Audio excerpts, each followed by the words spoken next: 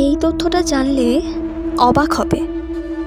তুমি জানো, ভারতের এক মন্দির নাবিকদের ভয় দেখাতো। ভারতের ওড়িশায় অবস্থিত কোণারকের সূর্য মন্দির শুধু এটি একটি মন্দির নয়, এটা একটা রহস্য। লোককথা অনুযায়ী এই মন্দির এমনভাবে তৈরি করা হয়েছিল যেখানে শক্তিশালী চুম্বক ব্যবহার করা হয়। কথায় আছে, এই চুম্বকের প্রভাবে সমুদ্র দিয়ে যাওয়া জাহাজের কম্পাস কাজ করা বন্ধ করে দিত।